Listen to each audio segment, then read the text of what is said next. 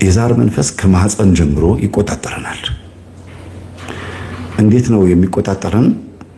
ያረገዘችን እናታችን ለምሳሌ በምሳሌ ለማሳያችሁ እኔ ብዬ ከራሴ ልጀምር። እናቴ እኔን እርጉዝ በነበረችበት ሰዓት ሆዷ በጣም የገፋ ከነበረ በእርግዝናዋ ፊቷ ፋፍቶ አምሮባት ባለባበስ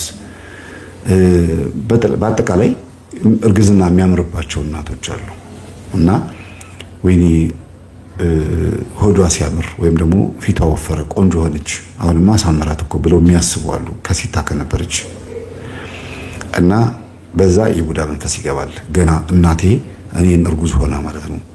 ለእናቴ ቡዳን የሆነባት ለእኔ ግን ዛር ነው የሚሆንብኝ። ያ ማለት እኔ ስወለድ እናቴን ብሎ የገባው መንፈስ አብሮኝ ተከትሎ ስለሚወጣ ወይም እንደ ሕፃን አብሮ የሚወለድ ሆኖ ሳይሆን ስወለድ ስለሚያይ በአይኗ በእናቴ አይን ላይ ሆኖ መንፈሱ አብሮ ስለሚያይ ዛር ይባላል።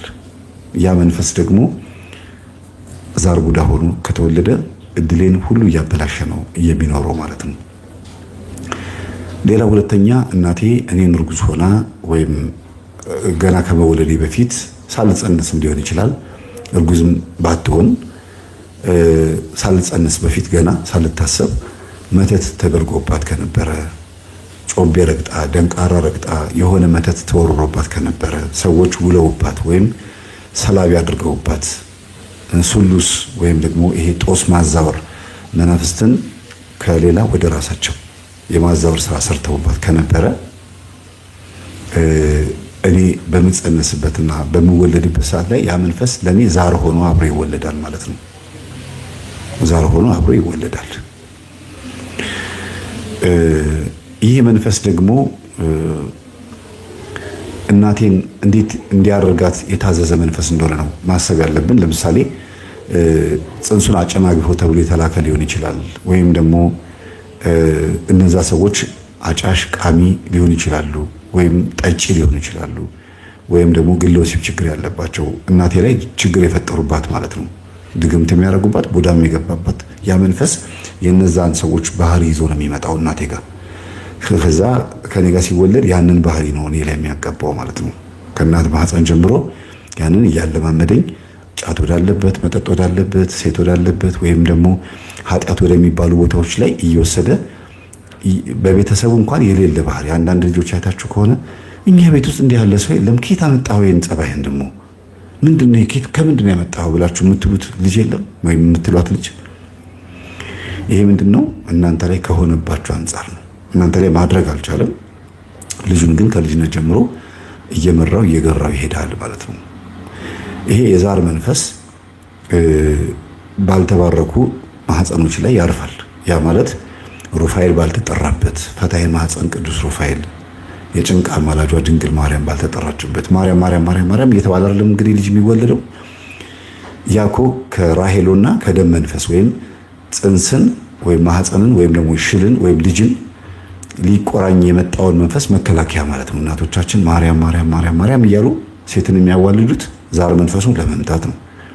በትክክል ደግሞ እንደ አመቺሳ ወደ ኦሮሚያ ክልል በአማራውምና ወደ ሰሜኑ አካባቢ ደግሞ ራሄሎ የምትባል ዶሮ እያረቡ ደግሞ የሚወለደው ልጅ ለመንፈስ የሚገብሩ ወይም የሚሰዉ አሉ። ዶሮ ያርዳሉ። ያቺ ዶሮ ስሟ ራሄሎ ነው። ግቢ ውስጥ ጥቁር ዶሮ የሚያሳድጉ ካያችሁ ስሟ ራሄሎ ነው።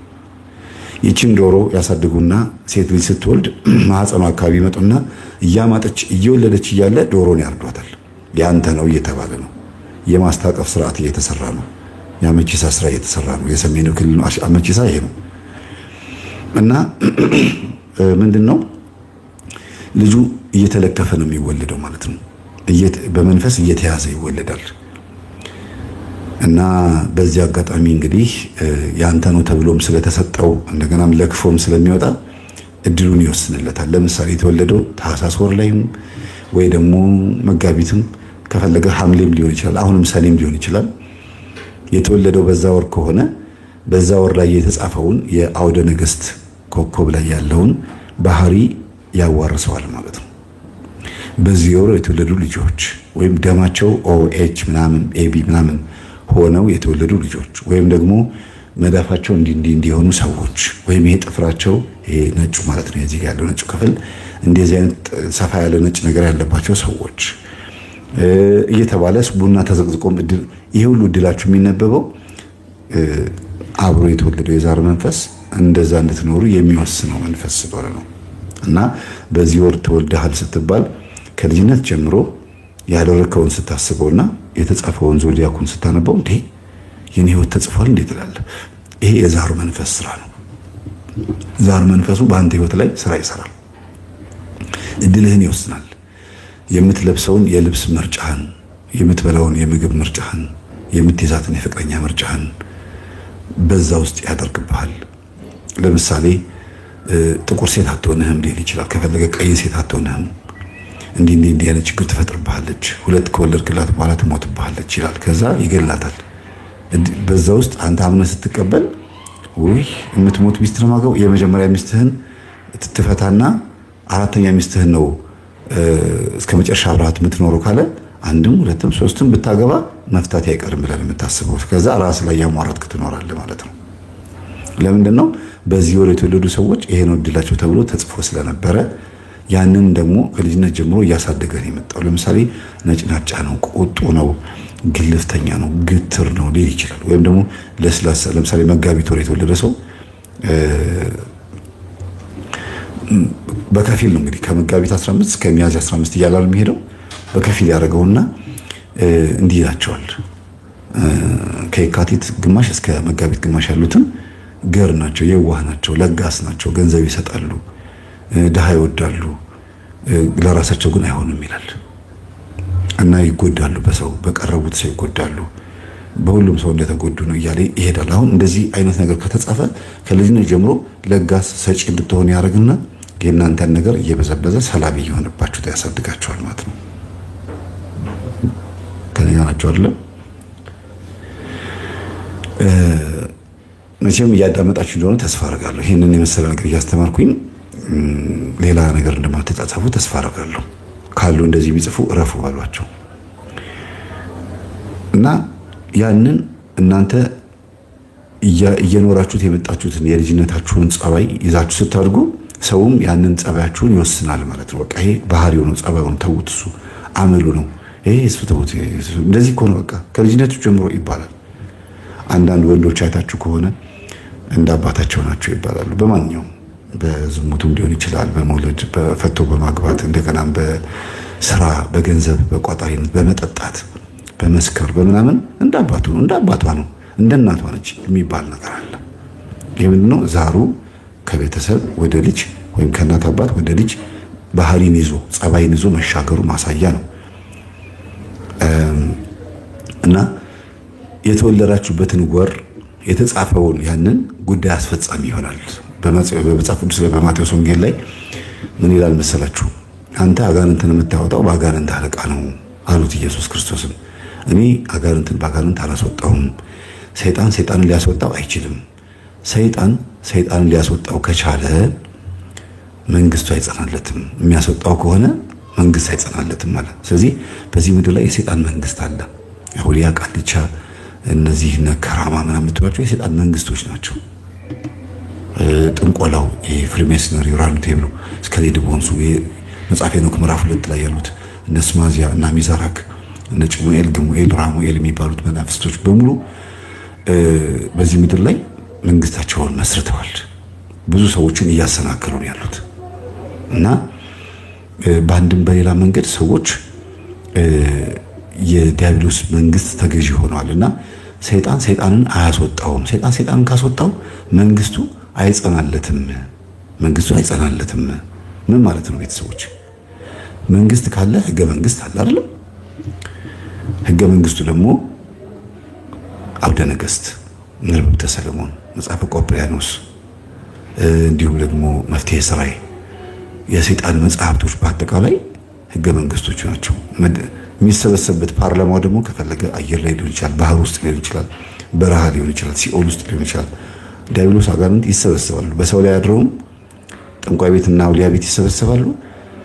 ጥላ ወጊ ሆኖ እየወጉ ይሁንበት እንዲሁንበት እያሉ እያማሩት እየረገሙ ይሰበሰባሉ። ከፈለጉ መናፍስት ሆነው ስጋ ለበስ አጋንንት ሆነው ደግሞ አንድ ላይ ይሰበሰባሉ። ስለዚህ እነዚህ መናፍስት ከሰው ጋር አብረው እየኖሩ ዛር ሆነው ኖረዋል። ሌላው ደግሞ የእርግማን ዛር የሚባል ደግሞ አለ። የእርግማን ዛር ማለት የዛሬ 200 ዓመት ወይም የዛሬ 100 ዓመት ሊሆን ይችላል የእናንተ 7ኛ ወይ 10ኛ ወይ 14ኛ ትውልዳችሁ ይረገማል። ወይ በጠንቋይ ቤት ወይ በሆነ የእግዚአብሔርንም ሕግ ጥሶ እግዚአብሔርም የተቆጣው ሊሆን ይችላል። እንደ ነቢዩ ኤልሳ አገልጋይ እንደ ግያዝ ማለት ነው። በአንተ ላይና በልጆች ላይ ይሄ ለምጽ ይውጣብህ እንዳለው አንዳንዴ መረገም ከባድ ነው እና የእግዚአብሔርን ንብረት የሆነ እግዚአብሔር ያላለውን ብሏል ብለው ሲናገሩ ይረገማሉ። ግያዝ ነቢዩ ኤልሳ ያልተናገረውን ወርቅና የተለያዩ ገንዘቦችን ከንዕማን ከመቶ አለቃው ንዕማን ስጡኝ ብሏል ብሎ ተቀብሎ አምጥቶ በእግዚአብሔር ስምና በነቢዩ ኤልሳ ስም ሲቀበል ያ ገንዘብ መጥፊያውን የሆነው ለምጽ በለምጽ የንዕማን ለምጽ አንተ ላይ ይምጣብህ ነው የተባለው።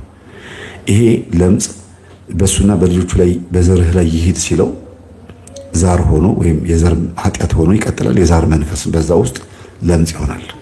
ስለዚህ የእርግማን ወይም የጥላውጊ ወይም ደግሞ አንዳንድ ቤተሰቦች ዘራቸው የተረገመ ይሆንና በመካከል ግን ልክ ሕዝቅኤል 8 ወይም ሕዝቅኤል 3 ላይ እንዳለው ከእናንተ መካከል አባቱ የሚሰራውን ኃጢአት የማይሰራ ቢኖር በአባቱ ኃጢአት አይቀጣም። ንስሐ ቢገባ አባቱ እንደተቀጣው አይቀጣም። ግን አንድ ሰው ሲያጠፋ ብታዩት ባትመልሱት የእሱን ደም ከእናንተ ላይ እፈልጋለሁ እንደሚለው ሁሉ አባቱ እንደሰራው ወይም እናቱ እንደሰራችው ኃጢአት ቢሰራ በእናትና በአባቱ እርግማን ወይም በእነሱ ኃጢአት እሱም ይቀጣል ይላል። ከዚህ እርግማንን ማቋረጥ ይቻላል። በምንድን ነው የሚቻለው? ንስሐ በመግባትና ከዚህ ከኔ በኋላ ያለው ዘር በሙሉ የተባረከ ይሁን ብሎ በመጾም በመጸለይ በመስገድ ቅዱስ ቁርባን በመቀበል ወደ እግዚአብሔር በመጠጋት እርግማን ማቋረጥ ይቻላል። ሌላ ማቋረጫ ምንም መንገድ የለም። ሌላ መንገድ የለም። ይሄ የእርግማን ዛር የሚባለው ብዙ ጊዜ መገለጫው 3 ነው። አንደኛ የምትነኩት የምትይዙት ገንዘብና የምታረጉት ነገር በሙሉ ሰው እያየው አይን ምድር የነካው ወይም ደግሞ ይቅርታ ለምናገረው ቃላት አሬ የነካው በትር እንደሚባለው ለምን ሆነው የትም ቦታ ብንሄድ ምንም አንደበታችንም አይሳካልን። የምንነካው ሁሉ ነገር ይበላሽ ይከሽፍብናል። በቃ ከንቱ መና ይሆንብናል። የነካነው ሁሉ አይደለም የኛ ለሰዎች እንኳን የሆነ ሐሳብ ብንሰጥ ይሄ እንደዚህ ብታረገው ይሄ እንደዚህ ብታረገው ብላችሁ ብትሰጡ እሱ መክሮኝ እኮ ነው እንደዚህ ሆንኩት ነው የምትባሉት። እናንተ ላይ ብቻ ሳይሆን በቤተሰባችሁም ጭምር። ሌላው ሁለተኛው ድህነት፣ የገንዘብ ድህነትና በአጠቃላይ የጤና ችግርም ጭምር ማለት ነው። ጤንነትንም ድህነትን አንድ ላይ አድርጋችሁ ውሰዱልኝ። የጤና ችግር እና ድህነት አብሮ በዘራችሁ አንድ አይነት ትሆናላችሁ። ተመሳሳይ አክስት ልጅ፣ አጎት ልጅ፣ ቤተሰብ ምናምን ቤት ውስጥ ሁሉም ጨል ያላቸው ሁሉም ያመልካሉ ይላሉ። ኑሯቸው ግን ምንም ከእጅ ወደ አፍ ነው፣ ከፍ አይልም። በቃ እዛው ድርቁስ ብሎ አንድ ግቢ ውስጥ በነገርም እየተበላሉ ምንም እያሉ በቃ ዝም ብሎ መጨመላለቅ። እህትማማቾች አንድ ግቢ ውስጥ ይኖራሉ፣ ወንድማማቾች አንድ ግቢ ውስጥ ይኖራሉ፣ አንድ አካባቢ አንድ ሰፈር ይኖራሉ። ሰላም የላቸውም፣ ይናቆራሉ። እርሻቸውም ሆነ ንብረታቸው፣ ገንዘባቸው፣ አካውንታቸው፣ ሁሉ ነገራቸው ከህመምና ይሄ ህመምን ከማስታገስና ለሆስፒታል ምን ለመድኃኒት ለምናምን ብቻ ለሆነ ነገር ከመገፍገፍ ውጪ ሌላ ምንም የሚያተርፉት ነገር የለም። ከፍ ያለ አንድ ከነሱ መካከል ትንሽ ሀብት ያገኘ ሰው ቢኖር ትንሽ ታይቶ ከዛ ይወርዳል። ወይ በትዳሩ ወይ በገንዘቡ ወይ በጤንነቱ አንድ ከዘራቸው መካከል የሆነ ሰው ትንሽ ከፍ ቢል ያለ ጸሎት ዝም ብሎ ሰርቶ ከፍ ቢል የሁሉም ሰው የነሱ የዛ ቤተሰቦቹ አይን የእርግማን አይን ስለሆነ የዛን ሰው ንብረት ይበላዋል። ትንሽ ከፍ ሲል የገዛ አክስቱ የገዛ እናትና አባቱ የገዛ ቤተሰቦቹ ጠላት ይሆኑበታል። ይሄ ነው ዘዳግም 28 ላይ 60 ምናምን ቁጥር ላይ እናት በልጆቿ ትቀናለች፣ በእንግዲህ ልጅ ትቀናለች እኮ የሚለው በልጆቿ እንግዲህ ልጅ በጣም እኮ የሚያሳፍር ነው። በተለይ ዘዳግም 28ን ከቁጥር 15 ጀምሮ እስከ መጨረሻ ብታነቡት የእርግማን መንፈስ እንዴት እንደሚከተል ያሳያል። እና የዛር መንፈስ ሲባል በአዳም ልኮ ስላመለክን ብቻ የሚመጣ ሳይሆን የእግዚአብሔር የሆኑትን እርም የተባሉትን ነገሮች በመንካታችንም ጭምር ቅጣት ሆኖ የሚመጣበትም ጊዜ አለ። ለምን መቃቢያን 3 የሚባል መጽሐፍ አለ። መቃቢያን 3 መጽሐፍ ላይ ከቁጥር 1 ጀምሮ እስከ ቁጥር ከምዕራፍ 1 እስከ ምዕራፍ 3 ድረስ ስታነቡት ከሕጌ የወጡትን ለአንተ ሰጥቻለሁ ብሎታል። ለምን? ሰይጣን ምን ብሏል? መጀመሪያ ከአንተ ሕግ የወጡትን ለእኔ ስጠኝ፣ እንደፈለግኩኝ ጢባ ጢቤ ልጮትባቸዋል። መጽሐፍ ቅዱስ ጽፌላቸው ወርጄ ደሜን አፍስሼ ስጋዬን ቆርሼ ቤተክርስቲያንን መስርቼ ቅዱሳንን ሰጥቼ የሚያማልዷቸው የሚረዷቸው መላእክትን ሰጥቼ ይህን ሁሉ ረዳት ይህን ሁሉ ነገር አድርጌላቸው የሰው ልጆች ከዚህ ሁሉ ነገር ወጥተው አንተን የሚከተሉ ከሆነ ሰይጣን ይሻለናል ብሎ የሚሄዱ ከሆነ ሰጥቻለሁ አለው እግዚአብሔር። መቃብያን 3ን አንብቡት። በጣም ይገርም ነው። ሰይጣንም በዚህ ተደስቶ ምን ይላል? እግዚአብሔር ከሕግ የወጡትን ለአንተ ሰጥቻለሁ ብሎኛል። የኔ ዘር የሆኑትን አውቃቸዋለሁ፣ በፉጨትም እጠራቸዋለሁ፣ በምልክትም እግባባቸዋለሁ፣ በቋንቋዬም ማናገራቸዋለሁ ይላል። ስለዚህ የዛር መንፈስ ወይም የእርግማን ዛር መንፈስ መኖሩ ምልክቱ ምንድን ነው? አንድ ቤተሰቦች የአንድ አያት ወይም የአንድ እናትና አባት ልጆቻቸው ተመሳሳይ አይነት በሽታ፣ ተመሳሳይ አይነት ኃጢአት፣ ተመሳሳይ አይነት ድህነት ውስጥ የመግባት ተመሳሳይ አይነት መቆራመድ፣ ከፍ ማለት አይችሉም። ሁሉም ተመሳሳይ ናቸው በቃ። እና ይሄ ምልክቱ ነው። በጤንነትም ልክ እንደዛ መታመን። ስኳር በሽታ ከሆነ ዘሩ በሙሉ በስኳር በሽታ፣ ኩላሊት፣ ኮሌስትሮል ከሆነ በቃ ብቻ በህመም ያልቃል ዘራቸው፣ ከፍ አይሉም።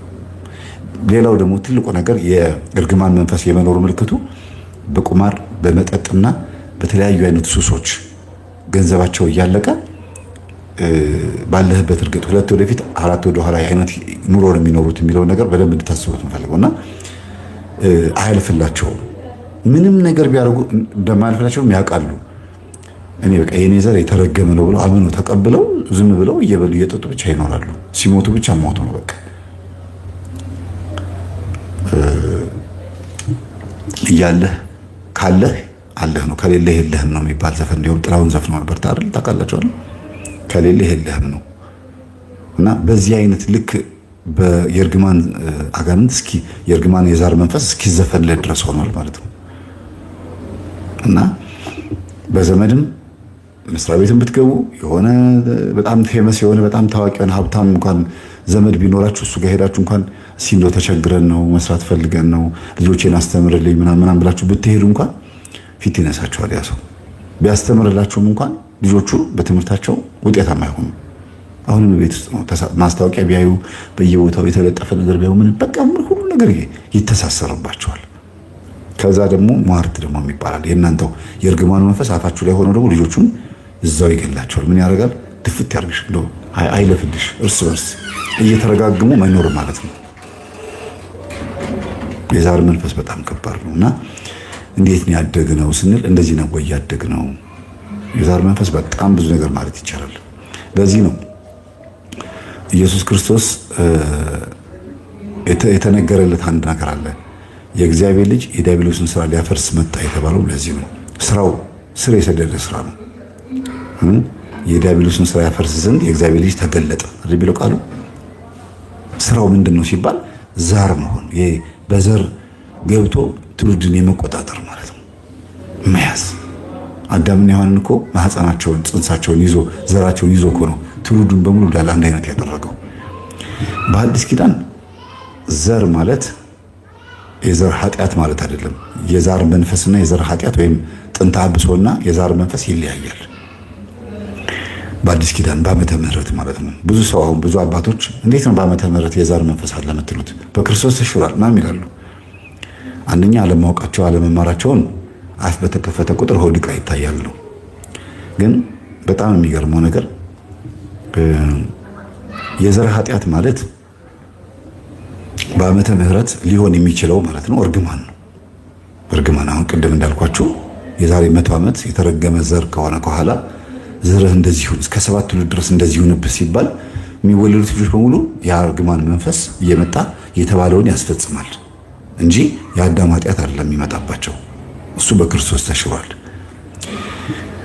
እንደገና ደግሞ ለምጽ ያለባቸው አይታችኋል። በጥንት ጊዜ ክርስቶስ ከመወለዱ በፊት ለምጽ የኃጢአት ምልክት ነው። እሱም በአይሁዶች ባህል እና በኦሪቱ ሕግ መሰረት ማለት ነው። እግዚአብሔር ሲቆጣና ሲቀጣ ለምጽ ሲያመጣ የሆነ አካላችን ላይ ለምጽ ሲወጣብን ያኔ ከነበርን ማለት ነው። ያኔ ከነበርን የምን ምልክት ነው? የኃጢአት ምልክት ነው። የእግዚአብሔርን ሕግ ሽረናል፣ የሆነ ቦታ ላይ ተዳፍረነዋል ማለት ነው። ሙዳየ ምጽዋት መገልበጥ ሊሆን ይችላል። አስራት በኩራት መብላት ሊሆን ይችላል። ወይም ደግሞ ስለትን በወቅቱ አለመክፈል ሊሆን ይችላል። ስሙን መሳደብ፣ ኤልሻዳይ የሚለውን አዶናይ የሚለውን ስድብ መሳደብ ሊሆን ይችላል። በኦሪት ጊዜ የነበረውን እግዚአብሔርን የበለጠ ጎልቶ የሚታየው እንግዲህ እግዚአብሔር የሚለው ነው። ስላሴ አይታወቅም አይደለም። ያንን ስም መሳደብ ማለት ነው። እንዲያውም ሲቲ ኦፍ ሪፊውጂ ወይም የመማፀኛ ከተማ ተብላ አንዲት ትንሽ ከተማ ተሰርቶላቸው ነበር ለእንደዚህ አይነት ሰዎች፣ ለምጻም ለሆኑ ሰዎች አንድ ትንሽዬ ጽዮን የምትባል ከተማ። ጽዮን ስላችሁ ይቺ ዋናዋ ዳዊት የሰራት ጽዮን ሳትሆን ሌላ ጽዮን ማለት መማፀን ወይም ደግሞ መጠጊያ መሻሻያ ማለት አይደለም። ከጽዮን ከተማ ጀርባ ሌላ ትንሽዬ ጽዮን የምትባል የመማፀኛ ከተማ የምትባላለች። ምንድነው? ጥፋት ያጠፉ ክፉ ነገር ያደረጉ የሆነ እግዚአብሔርን የተደፋፈሩ ሰዎች ለምጽ ስለሚወጣባቸው ያ ለምጽ ደግሞ አንደኛ ቆዳቸውን ያቃጥላቸዋል፣ ያሳክካቸዋል። በሰው ፊት ይጋባል። እንደ ኃጢአትም እንደ እርግማንም ስለሚታይ ምን አድርጎ ነው የሰውዬ ለምጽ የወጣበት ተብሎ እንዳይሰደብ ወደዛች ከተማ ይሸሻል። ወደ ሲቲ ኦፍ ሪፊውጂ ወይም ወደ መማፀኛ ከተማ ማለት ነው። ይሸሽና እዛ እንደ እስረኛ ዛሬ ወህኒ ቤት እንደምንለው ወይም ግዞት እንደምንለው እዛ ሄዶ ይቀመጣል። አክስት፣ አጎት፣ እናት፣ አባት ካሉት ምሳ ያመላልሱለታል። ለምጻሙ ሰው በቤተሰቦቹ ምግብ ይኖራል። ይቅር በለኝ ብሎ እየሰገደ እየጾመ እየጸለየ እንደ ንዕማን ለምጹን የሚያራግፍም ይኖራል። ከነ ለምጹን የሚሞት ደግሞ አለ። እዛው ተጋብተው የሚኖሩም አሉ። ሲቲ ኦፍ ሪፊውጂ ወይም የመማፀኛ ከተማ ለምጻሞች ተጋብተው እዛው የሚኖሩም ደግሞ አሉ። አንድ ህዝቦች ናቸው ይባላል። በነገራችን ላይ ይሄንን በመናገሬ በጣም ይቅርታ አድርጉልኝ። ነጮችም እያዳመጡ ከሆነ ወይም እናንተ አበሾች ሆናችሁ ነጭ ወይም ፈረንጆች ባል ወይም ሚስት ያላችሁ ካላችሁ በጣም ስለምናገረው ነገር ይቅርታ አድርጉልኝ። አሁን ለማወራው ነገር ከዚህ በኋላ ነጮች ነጭ የሆኑት የዛሬ ከ300 ዓመት በፊት ነጭ የሚባል ነገር አልነበረም ነው የሚባለው። አይዶ ነው እንግዲህ በታሪክ ነው። በ16ኛው በነ ሰር አይዛክ ኒውተን ይመስለኛል በእነሱ ጊዜ ነጮች አልነበር፣ ነጭ የሚባል ቆዳ አልነበረም። ሁሉም ሰው መካከለኛ ቆዳ ነው የነበረው የሚባለው። ፎቶ ስላልነበረ ማወቅ አንችልም። ሳይንሱን ነው። ወደ እንትኑ ስንመጣ፣ ወደ ጥናታዊ ጽሑፍ ስንመጣ ግን አንድ የሆነ የአዳም ዘር የሚል የሆነ መጽሐፍ አንብቤ ነበረ። ያን መጽሐፍ የጻፉት ሰዎች ከኦርቶዶክስም ውጭ የሆኑ ግን የኦርቶዶክስን ትምህርት የያዙ የቃልቻዎችንም ሀሳብ የያዙ የአንድ ምን ላይ የሚያተኩር መሰላችሁ? መላከ ሞት ላይ የሚያተኩር ነው። አንድ መላከ ሞት የሚሆነው በምን ምክንያት ነው የሚል መጽሐፍ ነውና ሙሉን ያነበብኩት። በጣም የሚገርም መጽሐፍ ነው። ትንሽ ያጻጻፍ ችግር ቢኖርበትም ሙሉን አንብቤዋለሁና ምን ይላል? ውሻ ወይም በግ፣ ፍየል ምናምን ቆዳቸውን ማነው ፀጉራቸውን ገለጥ አድርጋችሁ ውስጥ ይዩት ይላል። ውስጡ ነጭ ነው ቆዳቸው እና ይሄ ቆዳ ከለር የእንስሳት ከለር ነው። ነጮች ነጭ የሆኑት በለምጽ ምክንያት ነው። ለምጻም የሆኑ ትውልዶች በዝተው ነው። የመማፀኛ ከተማ ተብላ የምትጠራው መጽሐፍ ቅዱስ ላይ ያለችዋን እንደ ምክንያት አድርጎ የጠቅሳትና በዓለም ላይ ነጮች የተባዙት በዚህ ምክንያት ነው።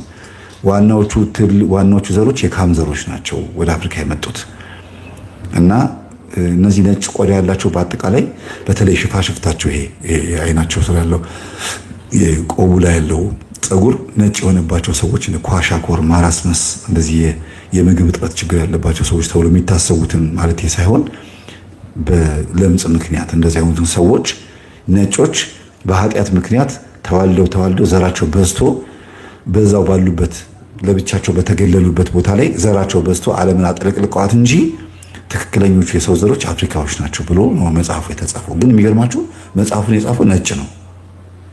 ራሱ ነጭ ቆዳ ያለው ሰው ነው የጻፈው እና በጣም የሚገርም መጽሐፍ ነው። አንድ ቀን ፔንቱን አሳያቸዋለሁ። እዚህ ፊት ለፊቴ ስለማይኖር ነው።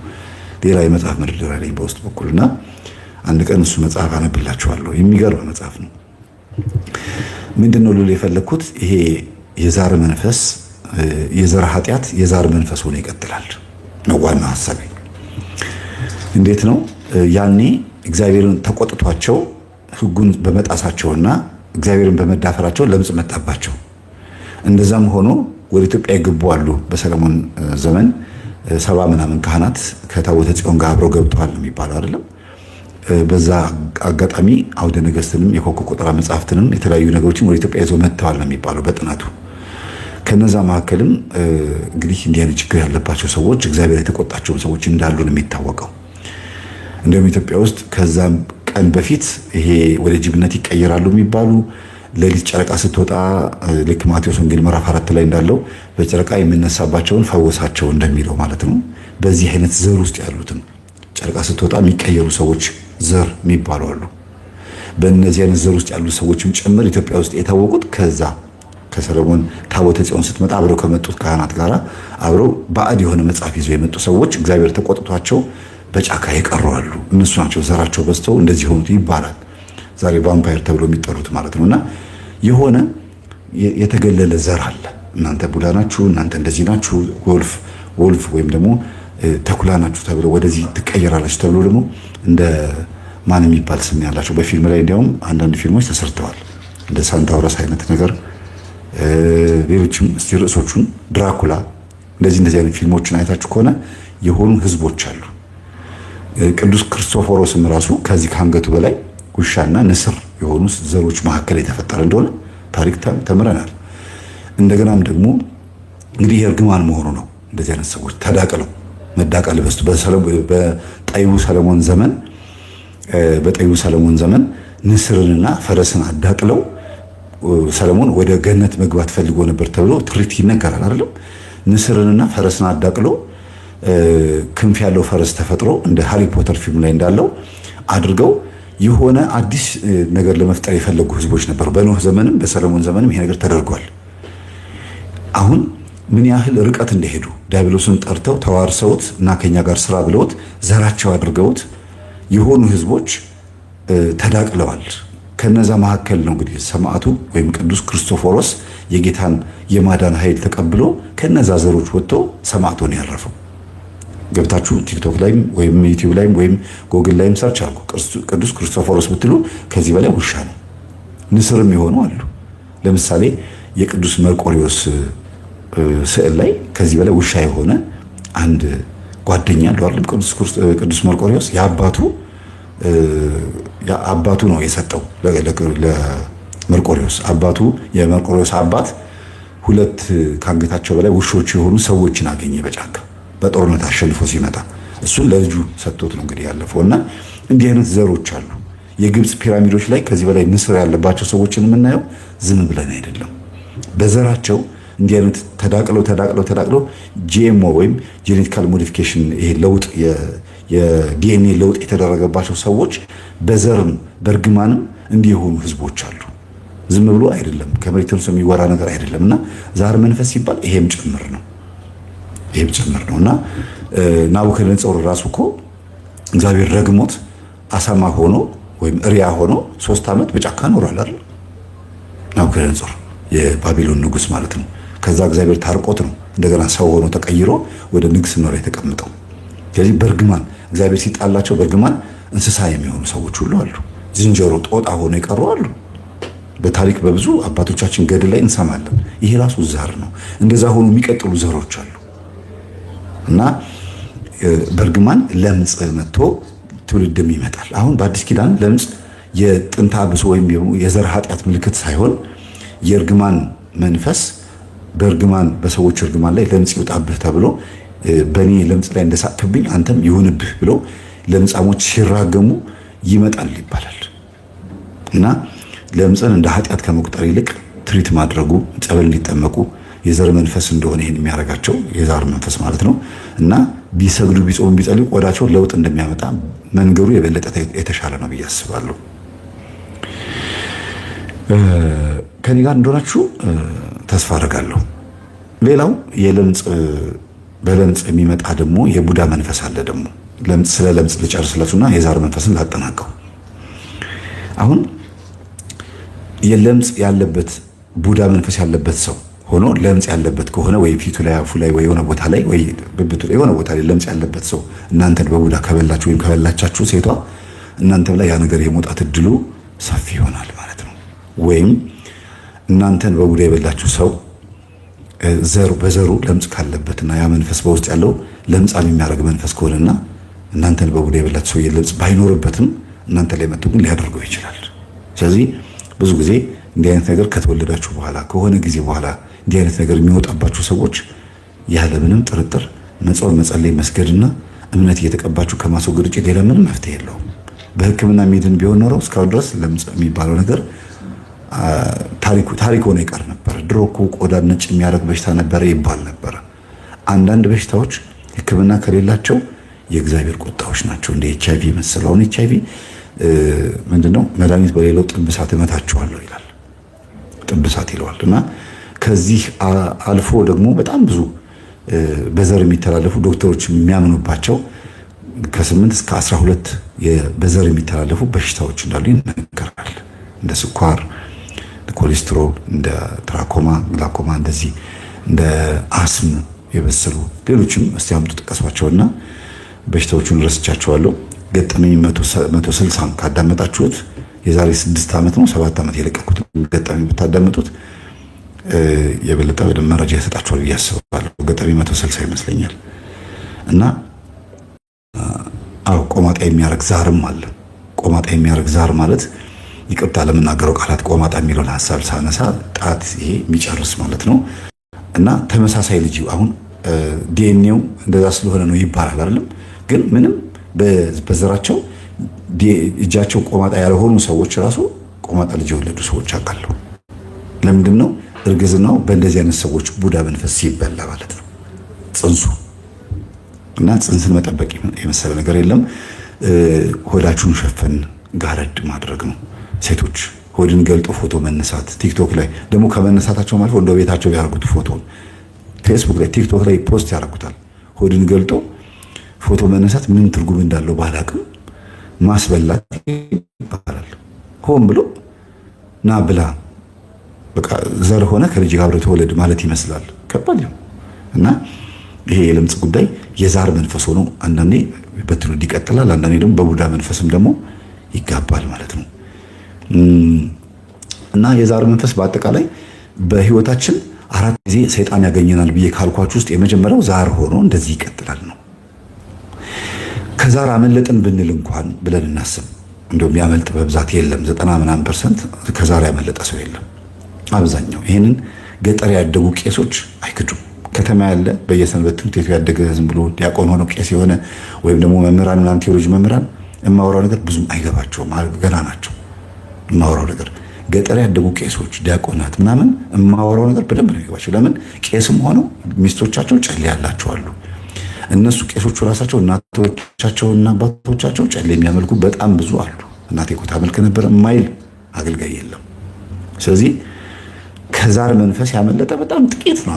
ጥቂት አገልጋይ ያለው እና ምናልባት ግን ከዛር መንፈስ አመለጠን ብንል ከተወለድን በኋላ ደግሞ ቡዳ የሚባል ደግሞ አለ። በህይወት ዘመናችን 4 የሰይጣን ይዘናል። ከአራቱ የመጀመሪያው ዛር አልኳችሁ። ሁለተኛው ደግሞ ማን ነው? ቡዳ ነው። የቡዳ መንፈስ በጣም ከባድ ነው። እንደተወለድን 3 አይን ያይናል። አንደኛ መጀመሪያ አዋላጅ፣ ሁለተኛ እናት፣ ሶስተኛ ደግሞ ጎረቤት። እንኳን ማርያም ማረች ብሎ የሚመጣ ጎረቤት ወይም ደግሞ ዘመድ።